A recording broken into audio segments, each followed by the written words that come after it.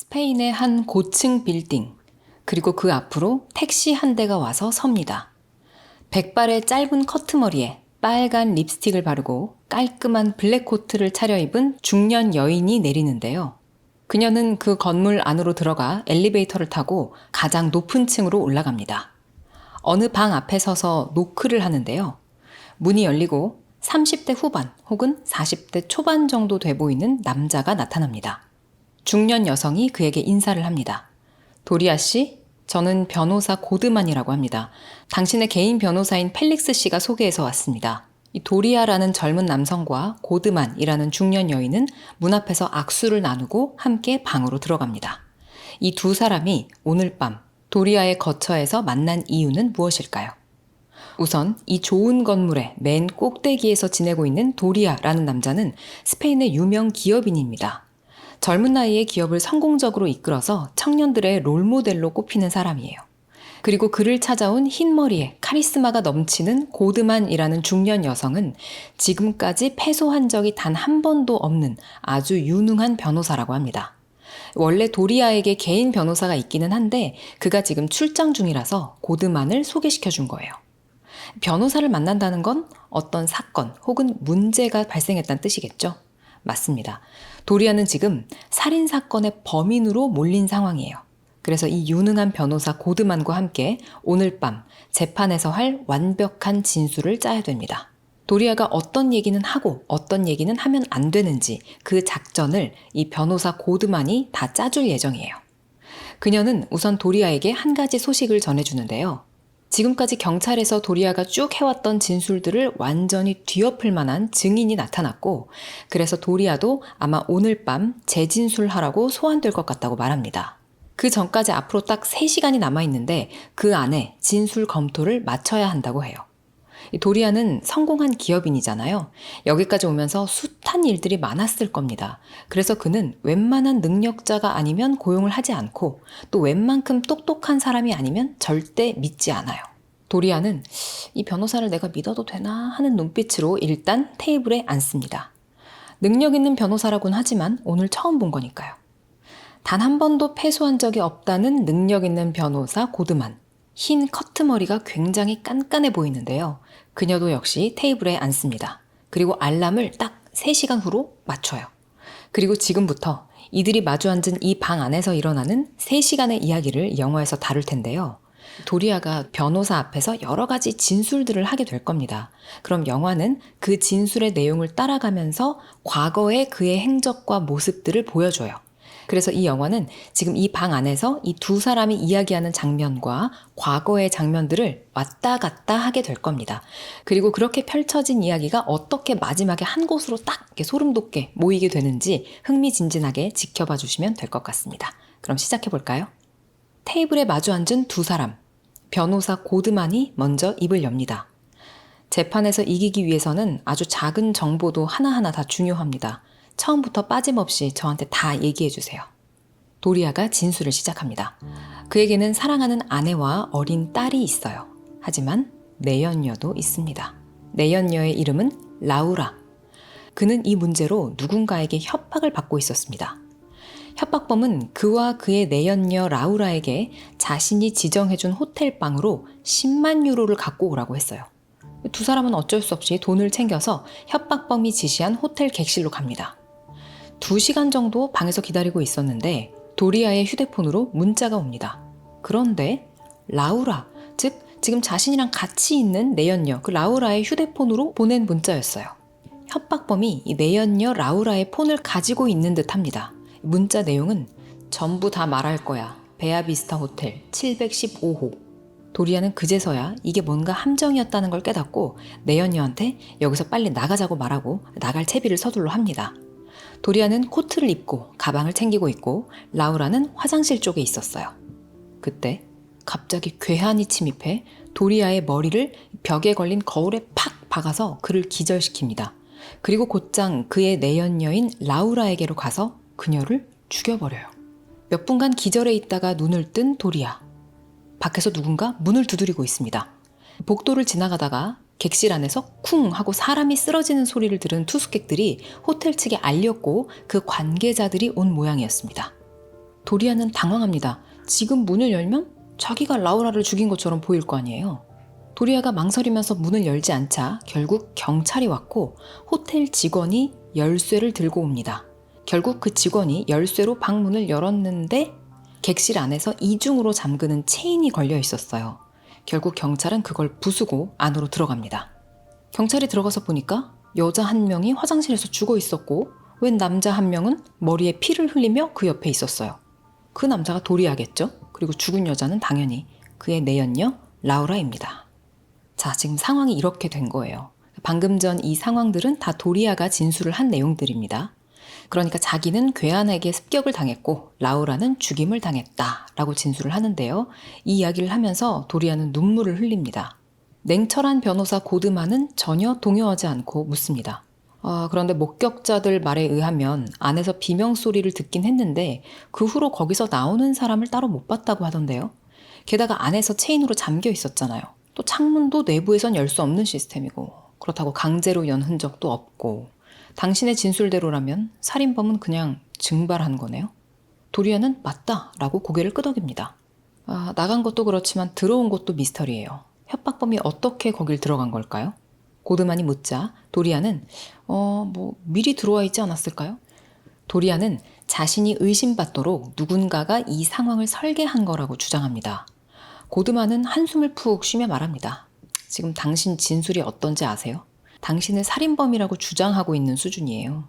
당신을 모함할 충분한 동기를 갖고 있는 인물이 없는데 이딴 식으로 주장하면 터무니없는 소설처럼 들린다고요. 살인범이 증발했다니 말이 되나? 약간 빈정거리면서 고드만은 이렇게 말합니다.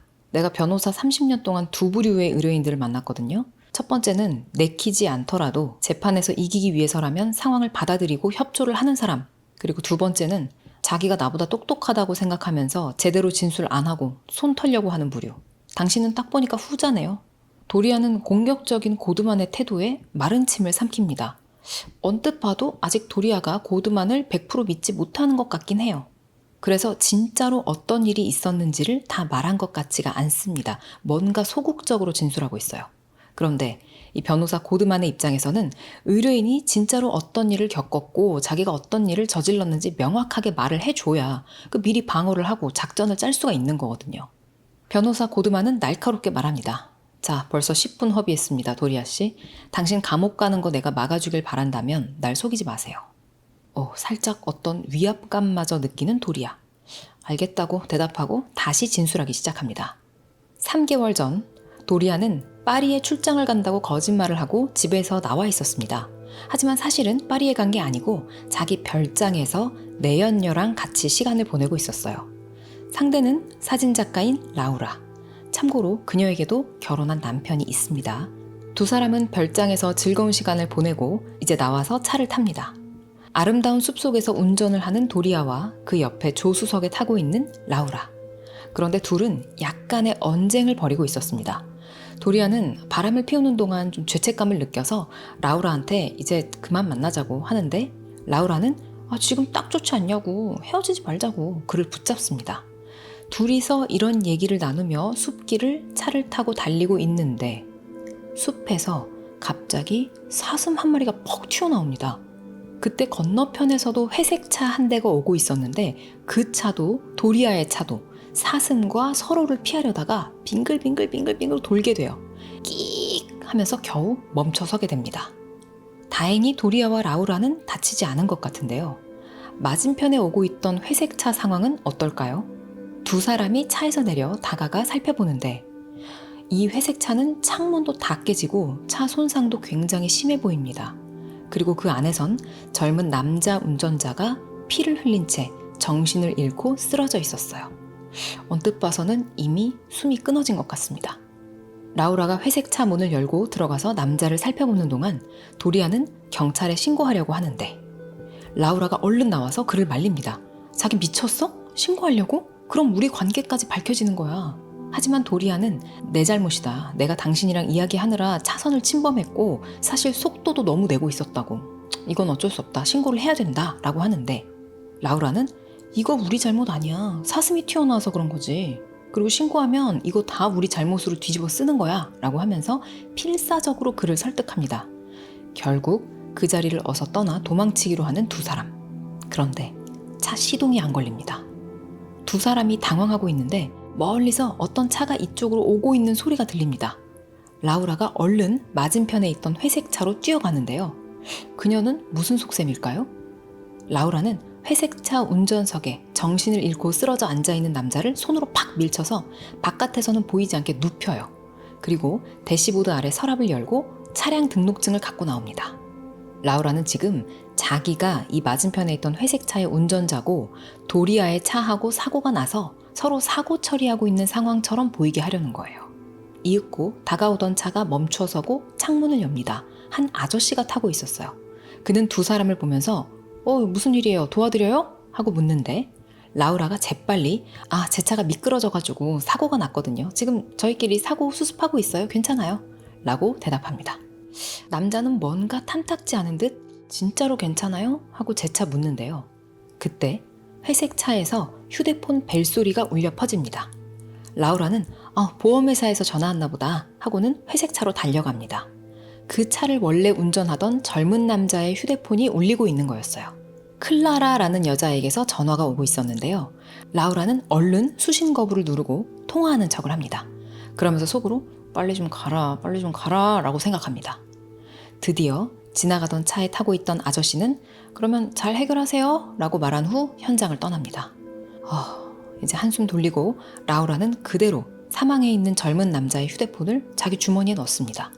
자, 이제 어떻게 해야 될까요? 라우라가 말합니다.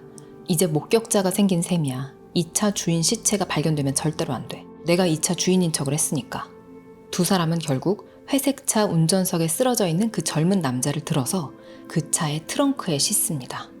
라우라는 도리아에게 그 회색 차를 운전하고 어딘가로 가서 이 젊은 남자의 시체를 처리하라고 말합니다. 그리고 자신은 도리아의 차를 타고 견인 신고해서 처리해 놓겠다고 해요. 그리고 이 일만 잘 처리되고 나면 당신이 원하는 대로 깔끔하게 헤어져 주겠다고 말합니다. 그렇게 도리아는 회색 차를 끌고 길을 나서고 라우라는 원래 도리아와 타고 있던 차 운전석에 앉아서 전화로 견인 신고를 하고 기다리는 동안 잠시 숨을 고르며 담배를 피웁니다. 자, 이렇게 변호사 고드만이 자신한테 솔직하라고 윽박지르고 나서 도리아가 처음부터 내용을 진술하고 있습니다. 여기까지 듣고는 변호사 고드만이 물어요. 그래서 그 회색 차는 어떻게 하셨죠? 도리아가 진술을 이어갑니다. 도리아는 그날 그렇게 그 회색 차를 운전하던 운전자를 그의 차에 싣고 날이 어두워질 때까지 그 마을 이곳저곳을 찾아다니면서 인적이 드문 어두운 호숫가를 찾아냅니다. 주변에 아무도 없는지 확인을 하고 회색 차에서 내려 그 차를 호수 방향으로 밀어버려요. 어두운 호수로 빨려 들어가는 차. 그렇게 그날 밤 그 깊은 호수에 회색 차와 함께 그 회색 차를 운전하던 젊은 남자도 함께 가라앉습니다. 그런데 이렇게 도리아가 시체를 처리하는 동안 도리아의 차에 남아있던 라우라는 어떻게 하고 있었을까요? 그녀는 그의 차에 앉아서 견인차를 기다리며 담배를 피우고 있었다고 했죠. 그때 또 한 대의 차가 더 지나갑니다. 그 차는 비상등을 켜고 갓길에 서 있는 라우라를 보고 그 앞에 차를 댑니다. 그리고 잠시 후 머리가 희끗한 한 남자가 내려서 라우라에게 다가와요. 아이고 괜찮습니까? 하고 걱정스럽게 묻는데 라우라는 네, 사슴이 뛰어들어가지고 사고가 났는데 시동이 안 걸린다고. 견인을 부르긴 했는데 오래 걸린다고 하네요 라고 대답을 합니다. 이 인상 좋은 머리가 희끗한 남자는 마침 잘 됐네요 라고 하면서 자기 명함을 내미는데요. 토마스라는 이름의 남자였어요. 그는 제가 스페인 BMW 공장의 엔지니어로 있었어서 이 차를 잘 압니다. 보니까 부팅 시스템이 말썽인 것 같은데 저희 집으로 견인해 가서 좀 제가 고쳐드릴게요. 한 2-5시간 정도면 될 겁니다. 라고 하며 호의를 베풉니다. 그 자리에 서서 오랫동안 견인차를 기다리며 수많은 목격자를 만드는 것보다는 지금 토마스를 따라가는 게 훨씬 나을 것 같았어요. 그렇게 판단한 라우라는 토마스와 함께 그 숲길 근처에 있는 그의 집으로 향합니다.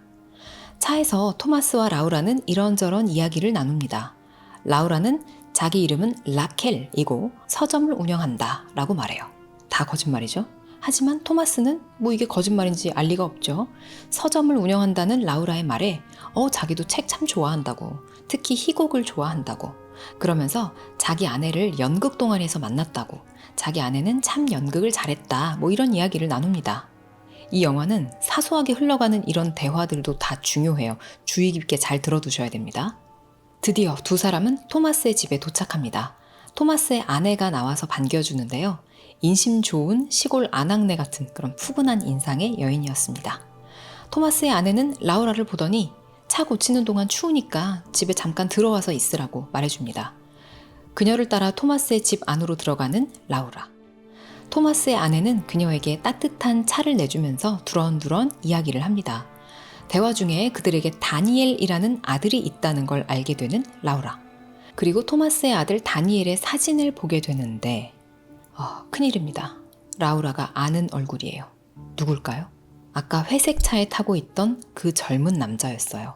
그러니까 지금 라우라는 자기와 자기 내연남이 의심을 피하려고 시체를 처리해버린 그 다니엘이라는 사람과 그 부모가 함께 살고 있는 집에 와 있는 겁니다. 아무것도 모르고 있는 다니엘의 엄마는 다니엘은 우리가 40이 다 돼서 낳은 아이라 너무 소중하다 막 이런 얘기를 해요. 라우라는 점점 심장이 빠르게 뛰기 시작하며 마음이 불편해져 갑니다. 그때 다니엘 엄마의 휴대폰으로 전화가 옵니다. 클라라라는 이름이 떠요. 클라라? 어디서 한번 들은 적 있는 이름이죠? 아까 다니엘이 쓰러져 있던 회색 차 안에서 그 다니엘의 휴대폰으로 걸려왔던 전화. 그 전화를 거는 사람 이름이 클라라라고 떴었잖아요. 라우라가 끊어버렸지만 클라라는 다니엘이 없어졌다고, 오늘 친구들이랑 다 같이 만나기로 했었는데 오지도 않고 연락도 안 된다라고 그의 엄마한테 말합니다. 다 고쳤습니다. 때마침 토마스가 차를 다 고쳤다고 하면서 집 안으로 들어옵니다. 라우라는 빨리 도망쳐야겠다고 생각하면서 나갈 채비를 하는데 그때 다니엘의 엄마가 다시 한번 우리 다니엘한테 전화를 해봐야겠다라고 얘기를 합니다. 근데 지금 그 다니엘의 휴대폰이 라우라의 주머니 안에 있잖아요. 심지어 진동도 아니고 벨소리로 돼 있단 말이에요. 라우라는 재빨리 움직여서 다니엘의 부모가 보지 않는 틈을 타 다니엘의 휴대폰을 소파에 탁 던져두고 담요로 덮습니다. 아주 간발의 차로 라우라가 휴대폰을 소파에 두자마자 벨소리가 울려요. 다니엘의 아내는 아니 휴대폰을 애가 두고 갔네? 폰을 두고 다니는 애가 아닌데 하면서 더 걱정을 하기 시작합니다. 자, 이제 라우라는 더 이상 시간을 지체할 수가 없었어요. 저기 제가 급해가지고요. 저는 이만 가볼게요. 하고는 후다닥 길을 나서는데 운전하시는 분들은 잘 아실 거예요. 다리 길이나 앉은 키에 따라서 운전석을 이렇게 앞뒤로 혹은 높이도 조절을 하기도 하잖아요. 이걸 조정한다는 건 방금 전까지 다른 사람이 운전했었다는 뜻이 되겠죠. 자동차를 잘 아는 토머스는 이 장면을 유심히 봅니다. 그리고 아무래도 뭔가 이상해서 황급히 떠나는 차의 번호판을 잘 보고 기억해둬요. 그렇게 사고 현장에서 빠져나온 도리아와 라우라. 이 두 사람은 이후에 도리아의 차를 폐차 처리합니다. 그리고 차량 도난 신고까지 해둬요. 그리고 도리아는 정말로 파리 출장을 갔다 온 척 하면서 집으로 자연스럽게 돌아갑니다. 그리고 이 두 사람은 내연 관계를 정리하고 헤어졌어요. 그 후에 각자의 일터로 가서 일을 열심히 하며 다시 일상으로 돌아갑니다. 조금 신경이 쓰이긴 했지만 최대한 평정심을 되찾으려 노력하면서 그렇게 살고 있었습니다. 그렇게 이제 다 정리가 됐다라고 생각했을 때쯤 다시 악몽이 시작된 거예요. 뉴스에서 다니엘의 실종 사건이 보도되기 시작한 겁니다. 다니엘은 은행에 다니고 있던 청년이었고 그날 퇴근해서 집에 갔다가 바로 외출을 했는데 그 이후로 행방불명 상태다. 그래서 수색 작업을 하고 있다라는 내용이 보도가 됩니다. 이 뉴스에는 다니엘 부모의 얼굴도 나오는데요. 도리아는 이 뉴스를 보면서 잊고 있었던 사건이 다시 눈앞에 펼쳐지는 그런 기분이 듭니다. 특히 다니엘의 아버지 토머스의 표정이 잊혀지지가 않아요. 자기도 같은 아버지의 입장이잖아요. 이런 이야기들을 변호사 고드만에게 하며 도리아는 푹 고개를 숙입니다. 그리고 여기까지 도리아의 진술을 듣고 있던 변호사 고드만에게 전화가 걸려옵니다. 아까 말했던 그 도리아의 진술을 다 뒤집어 엎을 만한 증인이 나타났다고 했었잖아요. 그 검찰 측 증인이 법원에 도착했다는 연락이었어요. 이제 정말로 시간이 없습니다. 도리아는 진술을 계속 이어갑니다. 그렇게 죄책감을 한켠으로 밀어두고 일상을 보내고 있던 도리아의 회사로 경찰이 찾아옵니다. 다니엘의 아빠 토마스가 경찰에 다 진술을 한 거예요. 그날 자기 집에 왔었던 라우라의 생김새를 진술해서 몽타주도 뽑았고 그 차량의 번호도 얘기를 한 겁니다. 그리고 차 번호를 조회해보니까 도리아의 이름이 나온 거죠. 하지만 도리아는 경찰서에 혼자 가지 않습니다. 그의 개인 변호사를 대동하고 갑니다. 그들은 재빠르게 입을 맞추고 그 차는 주차장에서 도난당한 차이며 그 사람이 차량 번호를 잘못 봤을 수도 있지 않냐? 확실하게 증명할 순 없지 않냐? 라고 반박한 후 빠져나옵니다. 도리아는 한숨을 내뱉으며 내연녀 라우라 탓을 하기 시작합니다. 이게 다 그녀 때문이다. 나는 그녀가 하자는 대로 한 거다. 라우라는 한 번 시작하면 끝을 보는 여자다. 자, 라우라가 얼마나 독한 여자인지 도리아의 말을 한번 들어볼까요? 도리아의 말에 따르면 라우라는 이 사건을 완벽하게 은폐하기 위해서 자기 남편까지 이용합니다. 라우라의 남편이 마침 은행 고위직에 근무하고 있습니다. 남편 몰래 혼자 한 건지 아니면 자기가 바람 피운 것만 쏙 빼고 교통사고를 내고 자기가 튀었는데 도와달라 라고 얘기하면서 남편의 도움을 받은 건지 아무튼 다니엘의 계좌로 고객들의 돈 5만 유로를 빼돌립니다. 그러니까 다니엘이 은행에서 일하면서 아주 큰 돈을 횡령하고 자기 스스로 사라진 것처럼 그렇게 상황을 몰아가려는 거예요. 그리고 라우라는 그만하라는 도리아에게 협박하듯이 말합니다. 자기 알지? 죽을 거면 나 혼자선 안 죽어. 나한테 그날 같이 찍은 사진들도 다 있어. 당신이 파리에 안 가고 나랑 있었다는 증거 사진. 자, 이렇게 어찌 보면 자신과 공범인 라우라에게까지 협박을 받고 있는 한편 도리아의 회사는 더욱더 승승장구합니다. 그는 올해의 기업인상을 받으면서 세상의 관심을 아주 한몸에 받고 있어요. 거의 기업인계의 셀럽이 된 거죠. 어느 날 부부 동반 파티에 아내와 함께 참석한 도리아. 그에게 어떤 기자가 은밀하게 찾아오는데요. 조용한 곳에서 따로 이야기를 나누는 도리아와 기자. 그런데 그 사람은 기자가 아니었습니다. 실종된 다니엘의 아빠였던 토마스였어요. 그는 아버지 대 아버지로 좀 도와달라고, 당신이 뭔가 이 사건과 연관이 있는 것 같은데 우리 아들이 어디 있는지 안다면 그것만 알려달라고 애원을 합니다. 다니엘의 부모는 도리아가 돈과 권력을 가진 사람이기 때문에 경찰이 수사를 제대로 하지 못할 거라고 느꼈어요. 그래서 계속 도리아의 뒷조사를 한 겁니다. 아직 명확하게 증명할 수 있는 정도는 아니어도 사고가 났던 날 자신의 집에 왔던 여자가 도리아의 내연녀고 그녀가 타고 있던 차가 도리아의 차다. 요거는 확실하게 알고 있는 거예요. 하지만 끝끝내 도리아는 표정 변화 하나 없이 모른다 라고만 답하고 곧이어 토마스는 경호원들에게 이끌려 쫓겨납니다. 다시 도리아와 고드만이 이야기를 나누는 방. 지금까지는 도리아가 내연녀랑 만나고 돌아가던 길에 사고가 나서 죽게 된 청년 다니엘의 이야기였죠. 근데 이 이야기 초반에 도리아가 변호사 고드만을 부른 이유 기억하시죠? 도리아는 자신의 내연녀 라우라를 죽인 살인범으로 몰린 상황이에요. 이제 도리아와 변호사 고드만 이 두 사람은 누가 이들의 내연 관계를 알고 있느냐, 그래서 그걸 가지고 협박할 만한 사람이 누가 있느냐 이걸 찾아야 돼요. 그 협박범의 존재를 밝혀내면 도리아가 무죄가 되는 거니까. 자, 그럼 그럴 만한 사람이 누가 있을까요? 누가 그날 이 두 사람이 같이 있는 걸 봤죠? 기억나세요? 사고가 나고 그 맨 처음에 지나가던 차 괜찮냐고, 진짜 괜찮냐고 여러 번 물어봤던 아저씨. 도리아는 그 아저씨를 기억해냅니다. 그리고 변호사 고드만에게 이야기를 해요. 그날 이러이러한 아저씨가 있었는데 그가 그날 봤던 자신의 얼굴을 기억하고 보니까 유명 기업인이잖아 하면서 자신에게서 돈을 뜯어내려고 했던 협박범이다. 이렇게 몰아가면 어떨까요? 변호사 고드만은 생각에 잠깁니다. 이 와중에 도리아는 계속 말합니다.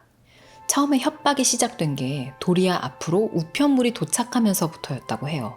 그런데 보낸 사람 이름이 다니엘인 거예요. 다니엘, 그 사라진 청년 이름입니다. 그는 호수에 가라앉아서 죽어있기 때문에 실제 다니엘이 이걸 보냈을 리는 없고 누군가 이 비밀을 다 알고 있다는 티를 내기 위해서 일부러 다니엘의 이름으로 우편을 보낸 것 같았어요. 그 안에는 작은 녹음기도 함께 들어있었는데 그걸 재생해보니까 음성이 변조된 목소리로 당신들이 한 짓을 알아. 내 침묵의 대가는 10만 유로다. 5시 정각에 비에르해 기차역으로 당신과 당신의 내연녀 둘 다 나와. 라는 말이 녹음되어 있었습니다. 그러면서 함께 동봉된 사진이 있었는데 그 사진에는 도리아가 다니엘의 시신과 다니엘의 회색 차를 유기했던 호수 사진이 찍혀 있었어요. 이야기를 가만히 듣고 있던 변호사 고드만이 도리아에게 묻습니다. 근데 그렇게 지나가던 사람일 뿐인 그 아저씨가 당신이 유기했던 호수를 어떻게 알았을까요? 도리아는 그 아저씨가 그날 뭔가 우리를 보고 이미 어떤 낌새를 차리고 가는 척하고는 안 가고 우리 주변을 계속 미행하면서 지켜봤을 수도 있을 것 같다고. 하지만 고드만은 냉정하게 이 말을 반박합니다. 그러면 그 사람의 목적은 돈이라는 건데 근데 왜 돈을 다 두고 갔을까요? 그리고 범인이 객실을 어떻게 출입했죠?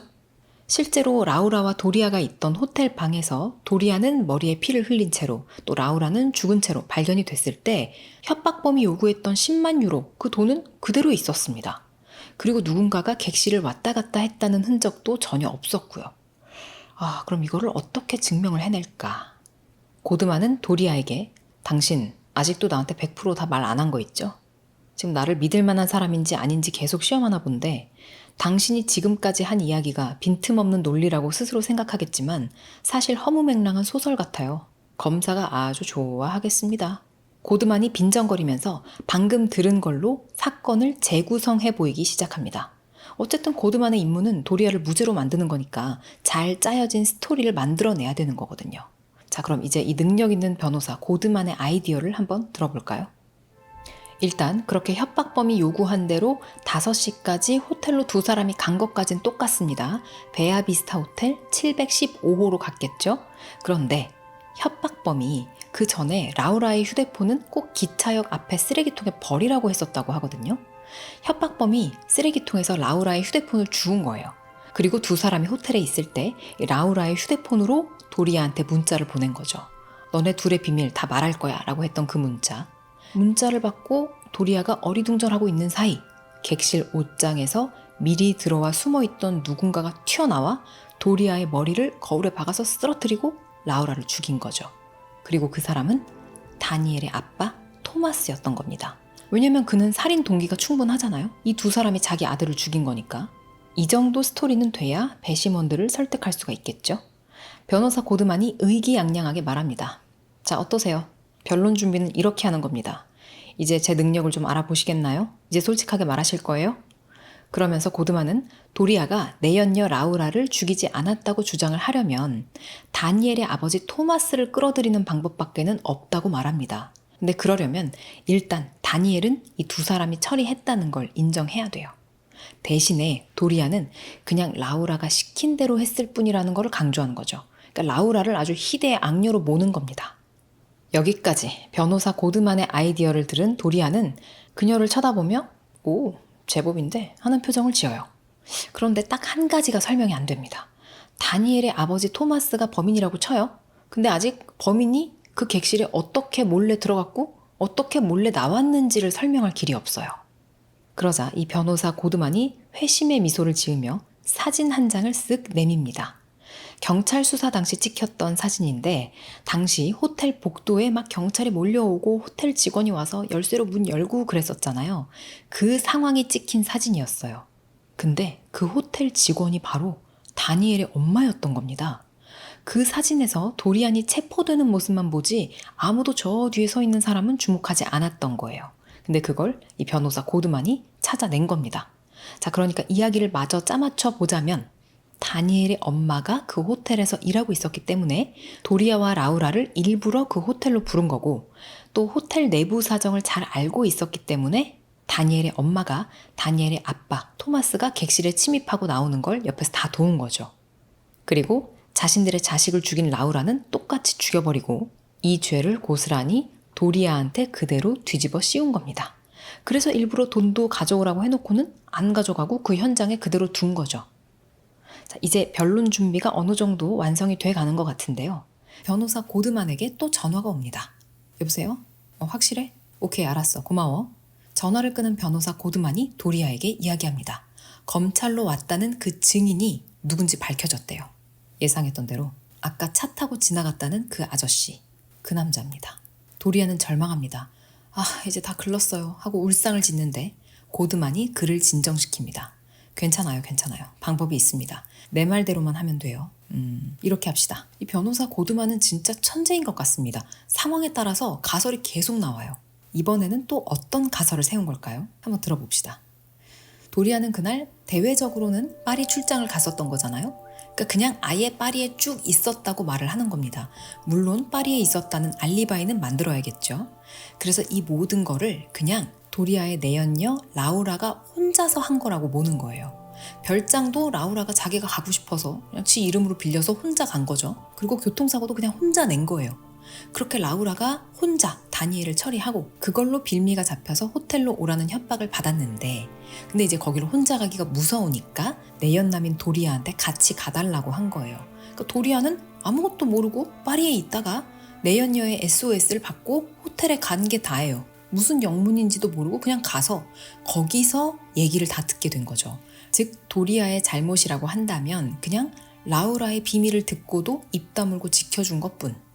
근데 이렇게 하려면 마지막 퍼즐이 라우라가 다니엘을 호수에 빠뜨렸다라는 것만 증명을 하면 돼요. 그럼 어떻게 하면 되느냐? 라우라의 물건 하나를 다니엘의 회색 차에 심어서 증거를 조작하면 된다는 결론. 그러려면 다니엘의 회색 차를 호수에서 다시 꺼내야겠죠. 변호사 고드만이 도리아에게 묻습니다. 그 다니엘이라는 남자 어디에 빠뜨리셨어요? 우리가 그걸 다시 꺼내서 증거를 심은 후에 경찰에 익명으로 제보합시다. 이게 유일하게 당신이 다치지 않고 일을 끝내는 방법인 것 같아요. 자, 변호사 고드만의 설명을 들은 도리아. 이 가설은 마음에 들었을까요? 그가 고드만에게 묻습니다. 근데 방금 검찰에 증인으로 출석한다는 그 아저씨가 차 타고 지나가면서 내가 거기 같이 있는 걸 봤잖아요. 또 어떻게 라우라가 혼자 한 거라고 말해요? 고드만이 씩 웃으면서 대답합니다. 사실 증인은 없어요.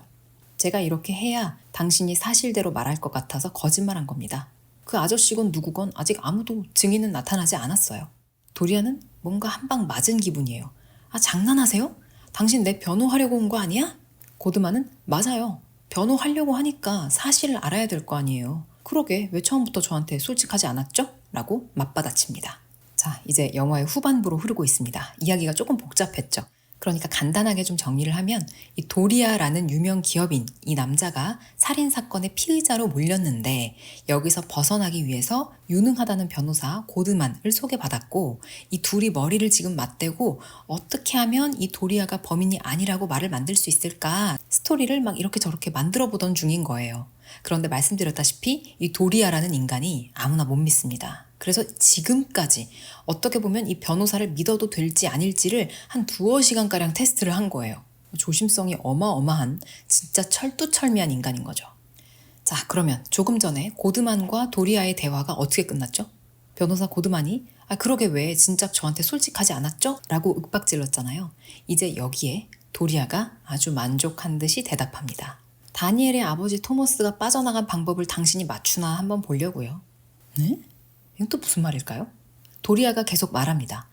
사실 그 토머스 짓이라고 생각을 저도 하고 있었어요. 그리고 토머스의 부인, 즉 다니엘 엄마가 그 호텔 직원인 것도 알고 있었고요. 내 인생을 당신 손에 맡겨도 되는지 한번 테스트해 본 겁니다. 자, 서론이 길었네요. 이제 저는 당신을 신뢰합니다. 이제서야 고드만을 믿기로 결정한 도리아. 근데 벌써 많은 시간이 지났죠. 이제 진짜 빨리 변론 준비를 마무리해야 됩니다. 자, 변호사 고드만은 이제 용건만 빨리빨리 말해요. 오케이, 알겠어요. 그러면 어디에 빠뜨리셨어요? 펜과 지도를 내미는 고드만. 그걸 받아들고 지도에 자신이 다니엘을 빠뜨린 호수 위치를 표시하는 도리아. 자, 이제 이전보다 훨씬 솔직해진 도리아는 한 가지를 더 이야기합니다. 그 다니엘이라는 사람 죽은 줄 알았어요. 정말이에요.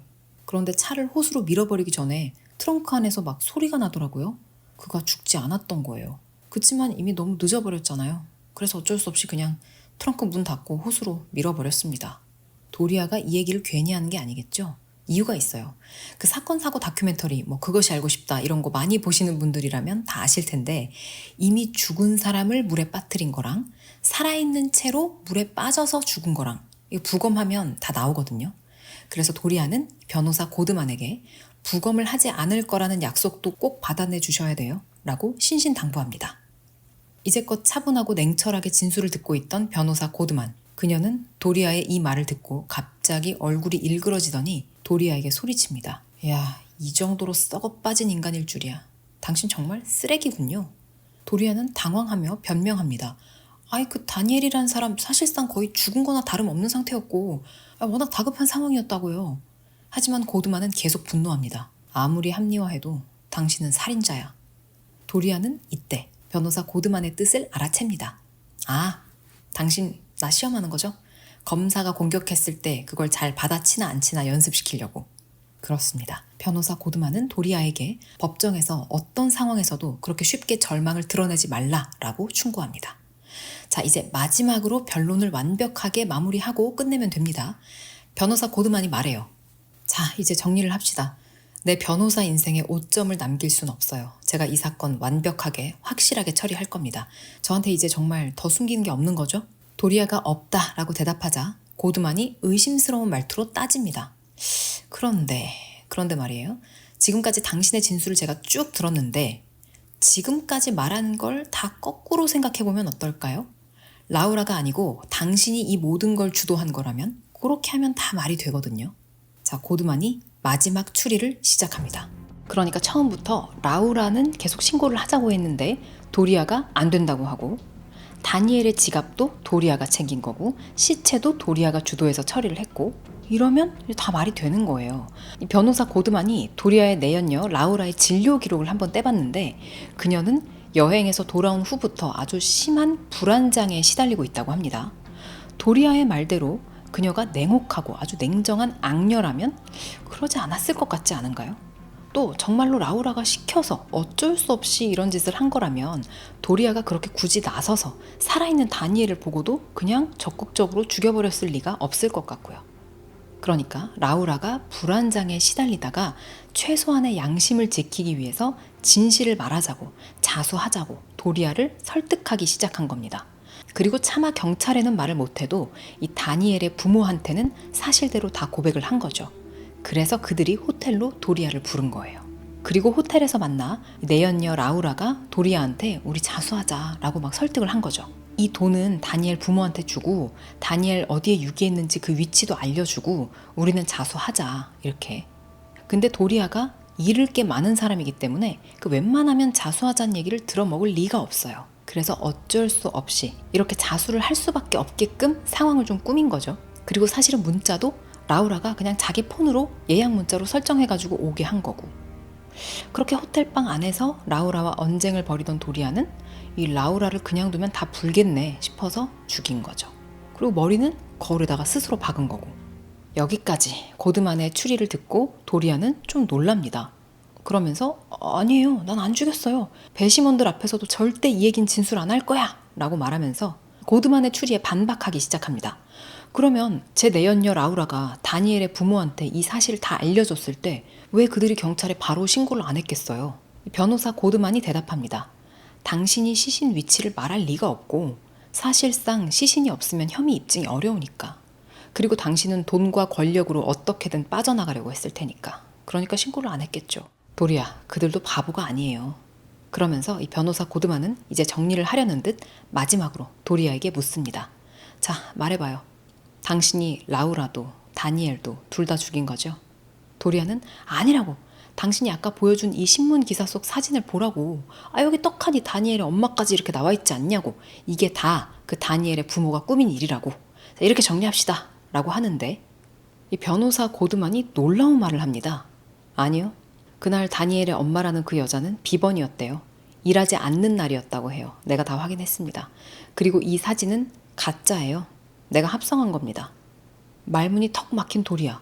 와, 이 변호사, 이 여자 진짜 유능하다더니 보통 내기가 아니구나 싶습니다.